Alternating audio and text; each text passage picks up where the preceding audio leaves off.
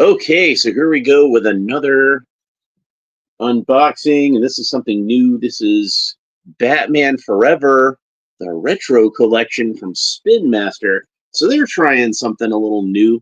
They're doing a line of retro action figures based on Batman Forever, and they've got more on the way because I know I've seen they're going to do some based on the Michael Keaton Batman movies, and they're going to do some based on the Christopher Reeve Superman movies. So that's something to be excited about.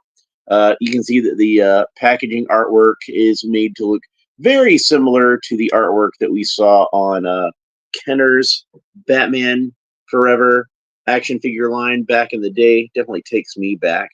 Got some illustrations on the side of Batman going into the car. There's what the back looks like.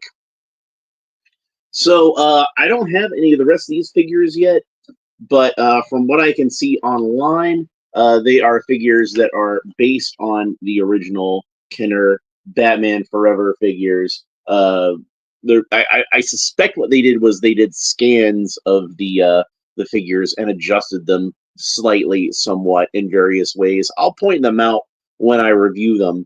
Uh, the Batman figure in this shares a mold with the Batman figure that's on a single card. Only this one is painted to look like he's wearing the sonar suit, and the other one is painted to look like he's wearing the Panther suit. I'll talk more about that in the future. But let's go ahead and open this one up. So I cut the tape on the side and get this opened up. Oh, wow, there's a little finger hole here that should make this easier for me to pull out. And then there's the Batmobile itself. And Batman appears to be in the canopy. Actually, in the cockpit of the car already. How do I open it? Oh, it's taped. Ah, why did they put a piece of tape? I don't like it when they put tape on things. Like, a little bit of tape to hold something in the package is fine, but I don't like it when they put like a whole piece of tape on something like that. How do you open up the canopy? Seems like it's being a little tricky. Is there a button or something like that? I didn't see any kind of instructions. Well, let's go ahead and just take it out of the box first, and then we'll figure that out.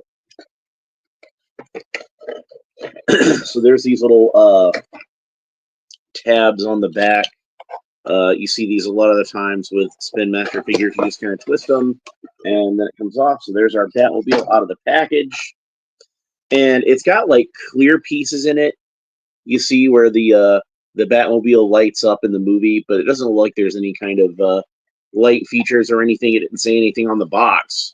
So, but I'm sure if you're smart enough, you can figure out a way to wire some lights in there if you want to. How do you open up this thing? Okay, this slides forward. All right. I did have to kind of put some pressure on it, though, because it's got kind of a click there. So you can see that molded into it. I don't know how well I can get this to, with the lighting and everything. There is a steering wheel molded onto it. It's not a separate piece. So it's kind of like horizontal on there. You know, more horizontal than a steering wheel usually it is. And it does have a little bit of detailing kind of sculpted into the dashboard, but not a whole lot. The seat looks pretty good. You can't really see that dashboard very well anyway, so it's probably just as well. And I do think that all the clear plastic on this is like the same color, so it's kind of a bluish gray. I don't know if you can see that. So it does look to me a little more gray on the cockpit and a little more blue on the interior parts of it where it's supposed to be lit up. So they did a good job with that. But I am pretty sure that's the same color. It's just like I said, just the way that it's put together. So I think this is about the same size as the Flash Batmobile, which of course was the 1989 Batmobile. I think it's about the same size as that. I didn't think to grab that off of my shelf to compare, but I'll try to take some pictures later on so we can see. And So we can see him next to a Batmobile that's supposed to be in the same scale. Here it is next to the original Superpowers Batmobile. So you can see it's almost the same length. If you count the the spike at the end and the exhaust, it's actually slightly longer, but the actual body of the car is a little bit shorter than the original Superpowers Batmobile. So the tires are about the same size. But yeah, I pointed out with the when I did the unboxing for the Flash Batmobile that you can actually fit Superpowers scale figures in there. Kenner scale figures, I guess we'll say. So here's the Batman figure itself. And we can, I already took him out of it. He was packaged inside the vehicle. So we know that he fits in there. But yeah, so there he is inside the vehicle.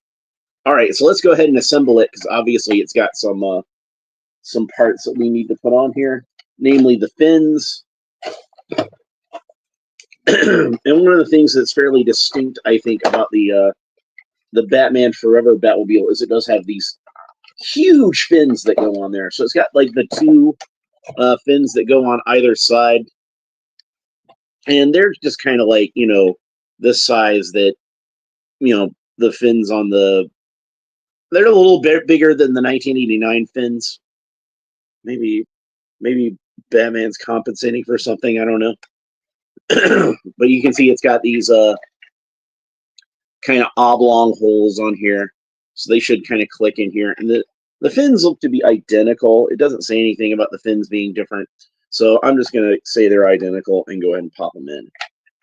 And they fit in fairly easily, and they're in there pretty sturdy. They lock in there pretty well. So let's go ahead and get the other fin in there.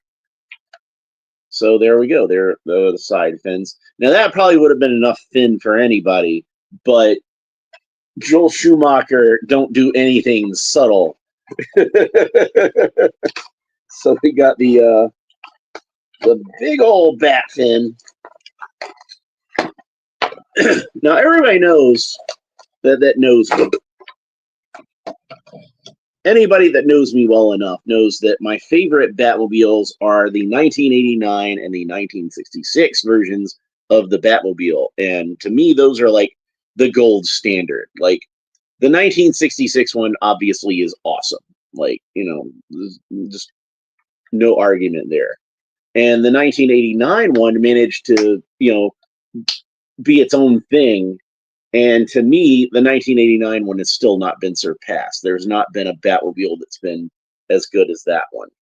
But I do have a lot of nostalgic affection for this Batman Forever Batmobile. So you can see when you spin the wheels, that is not accurate to the movie. We all know that the hubcaps are supposed to kind of stay stationary while the tires spin. So Spin Master did not manage to capture that. And one other thing I will point out is you can see the whole hubcap is molded in silver plastic with a black bat symbol printed onto it. So they didn't bother to try to represent the way that the hubcaps light up. I would have preferred, I'm nitpicking here, but I would have preferred if they had painted the center of the hubcap blue before they printed on the black bat symbol, and that would have looked a little bit more like in the movie. But whatever, it still looks pretty cool. So it's a little bit undersized, I think, compared to the figures. But as we saw, it is technically the same size as a Superpowers Batmobile, and I think maybe it might be a little bit bigger than the Flash Batmobile. But like I said, you can fit these figures into that Flash Batmobile, so that's fine. So just for fun, since we happen to have some nearby, let's go ahead and try a McFarlane Superpowers Batman in there and see how well he fits. And in case anybody's wondering about that.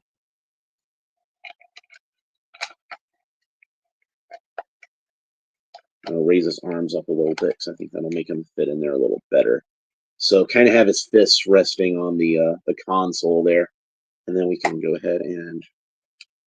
I think they could have done a better job with this canopy. I think that the canopy is just a little bit like a kid might struggle with this a little bit, but I think I got it broken in now. So, but yeah, the let's see how the thing fits in there. I don't have a thing figure handy. Besides, I don't want to break it. All right, so there we go. He fits in there just fine. And even though it's about the same size, just because I happen to have one handy, let's go ahead and put a Kenner Batman in here. Good old Iron Winch Batman. One of my favorite of the Michael Keaton Batman figures. So since I had him sitting in my Kenner Batmobile anyway. Keeps getting kind of bunched up. Whatever. All right, is he seated in there properly? There we go. So he fits in there just fine. So most of the old Kenner Batman figures should fit in here just fine. Oddly enough, I don't know about the Kenner Batman Forever figures, because by that point, Kenner was making the figures slightly bigger than Superpowers. And I know that I said that this is based on a Kenner figure, but one of the differences that I noticed offhand, just right off the bat with this figure versus the Kenner version of this is based on the Blast Cape Batman figure specifically, is that his legs are a bit more straight, whereas the Batman Forever figures, for the most part, and Blast Cape Batman was no exception, they usually had like a little bit of a stance sculpted into their legs, but you can see his legs are more sort of straight up and down. So let's go ahead and talk about the figure for a little bit.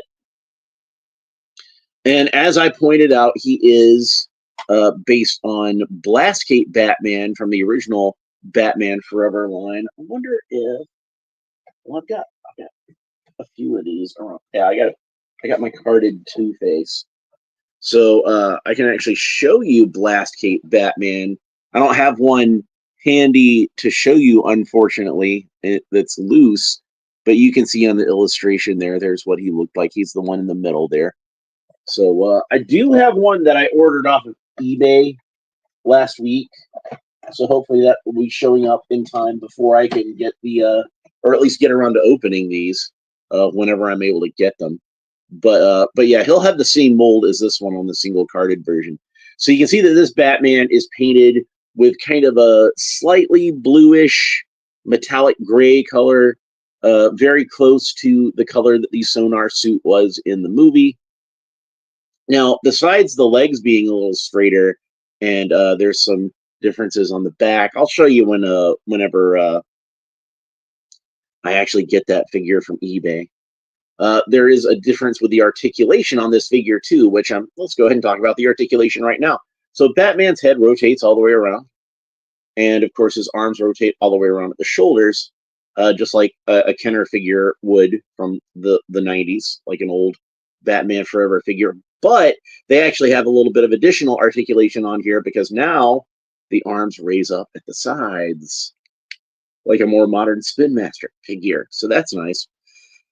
That's all the extra articulation he got. It would have been nicer if, while they're adding articulation, they could have made, I don't know, give some elbow or knee joints or something like that. But hey, we got some extra articulation on there, so that's nice.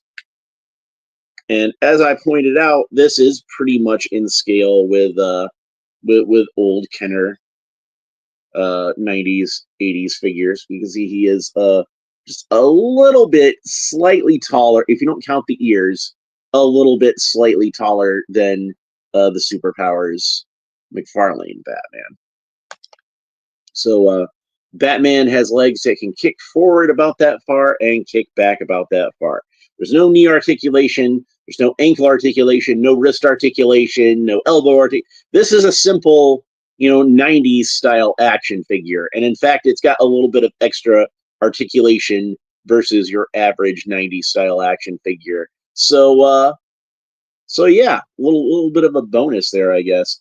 So I suspect the reason that they picked the Blast Cape Batman to base this particular mold off of is because the design of Blast Cape Batman was already kind of like seemed like kind of like split the difference between the Sonar suit and the Panther suit to begin with.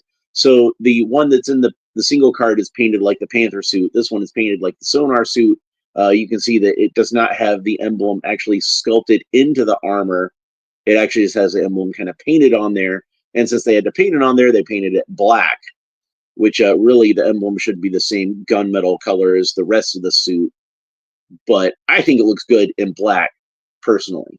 So, and like most of those Kenner, anytime that they tried to do the Sonar suit with Kenner, they gave him black boots and black gloves, and that is accurate on this figure. So not movie accurate, but accurate to how. In fact, I think I have one right here. I can just show you the figure itself. I'm pretty sure there's one in this bag. Yep, here we go. All right, so here is an actual Kenner Batman Forever figure. And you can see what I'm talking about, how he's in that kind of gunmetal gray color. His is a little darker than Spin Master. I think Spin Master actually got it a little more accurate as far as the gunmetal gray color. But you can see that he has black boots and black gloves. So here he is next to an actual Kenner Batman Forever figure. So now, as this is based on the Blast Cape Batman, he does, like the original figure, have a really good likeness of Val Kilmer, at least on the part of the face you can see. That definitely looks like Val Kilmer's chin. But the cowl is not that accurate to any of the cowls that Batman had in the movie. And in fact, you can see that it's kind of a little too narrow at the top half of his head. So his head looks kind of like pear-shaped, kind of bottom-heavy.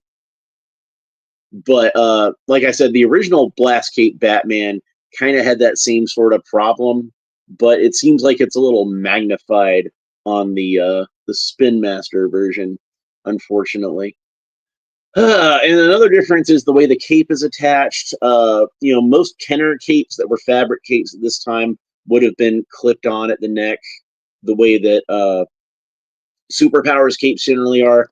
But around the time of Batman Forever, they were starting to get into this sort of thing where they had these plastic molded capes, and I didn't like these so well.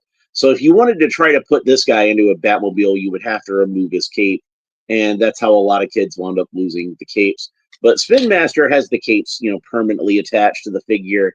You can see it's got a couple of tabs of fabric on either side of the shoulder that are stuck in between the molds, and then there's another tab of fabric that goes into a little slot on the back there. So, and I've been really critical about the Spin Master capes lately, because I did finally find that you can see, like, it's fairly narrow, and this is not even like the worst example. I think the Batman Returns figure that came with the Batwing, it's like almost just, it's so narrow, and Batman needs to have a nice big cape. Like, it works okay for a Superman cape, but for Batman, he needs to have a bigger cape. This one isn't as bad as a lot of the Spin Master capes have been lately, but I still kind of feel like it's a little narrow. I kind of feel like it should taper out a little bit more. But it doesn't look too bad. It doesn't look like, you just have like a strip of fabric hanging off. I mean, it is a strip of fabric hanging off, but at least it looks like it flares out a little bit. So that's good.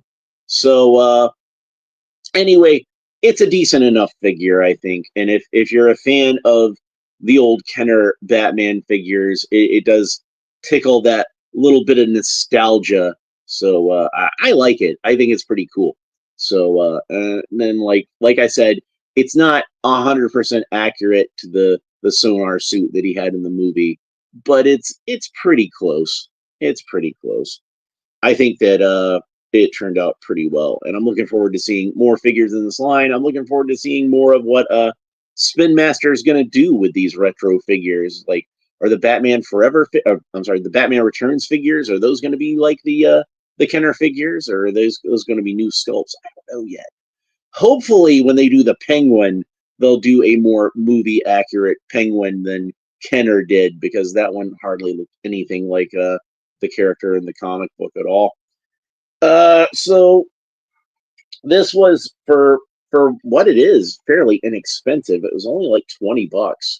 And I got it off the Target website, but last time I went to Target, I did see these on the shelves. So they should be hitting stores near you if they haven't already very soon. And I think it was definitely worth picking up. Like I said, I've got a lot of nostalgic affection for Batman Forever.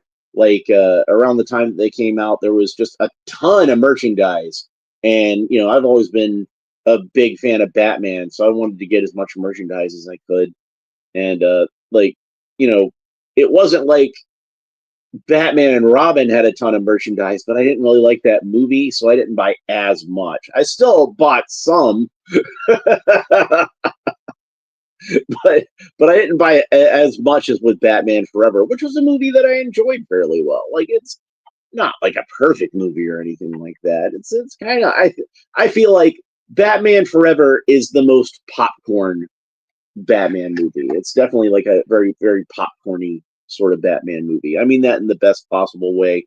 Uh, but it's one that's just kind of like fun, frivolous entertainment that's not really trying to be anything too deep, but it still like gets a little deeper than it really absolutely had to get.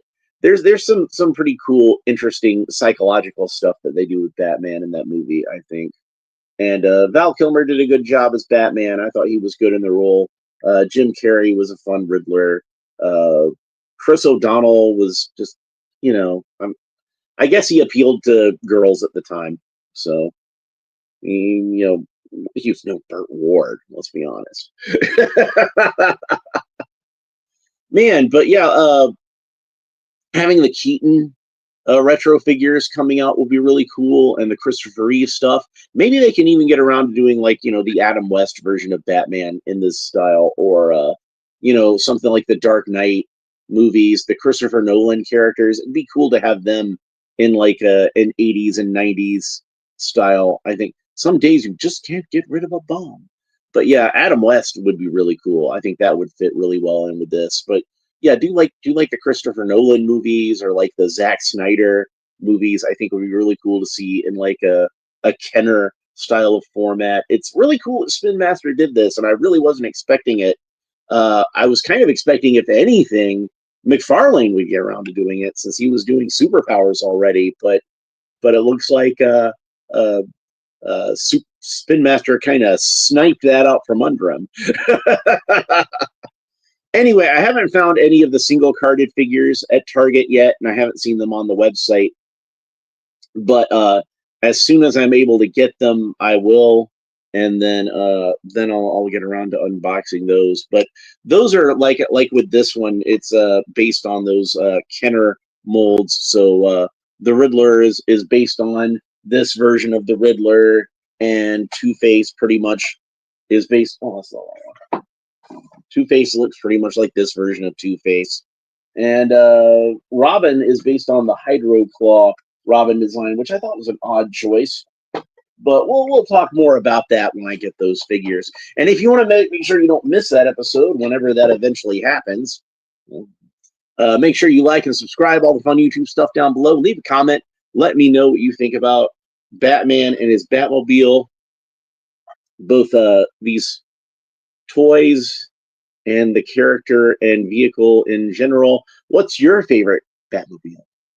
Like I said before, I like the 1966 and the 1989, basically on the same level. Like, whichever one I like better is going to depend a lot on my mood. I didn't really care for the Batman and Robin Batmobile. The Tumbler was okay, but I almost kind of think of that as its own thing. Even in the movies, it's not called the Batmobile; it's called the Tumbler. I mean, it is a Batmobile, but it's the Tumbler. Ben Affleck's Batmobile was pretty cool. I liked that one. That one was almost kind of like the bastard child of the '89 and the Tumbler. If they were if they had a kid, it would be that kid. The Robert Pattinson one was just the Fast and the Furious car. I'm sorry, it was just the Fast and the Furious Dodge Charger. It was like most of the things in that movie. It's just let make it as bland and uninteresting as possible. Anyway, that's it for this episode. I hope you enjoyed it. We will talk to you next time.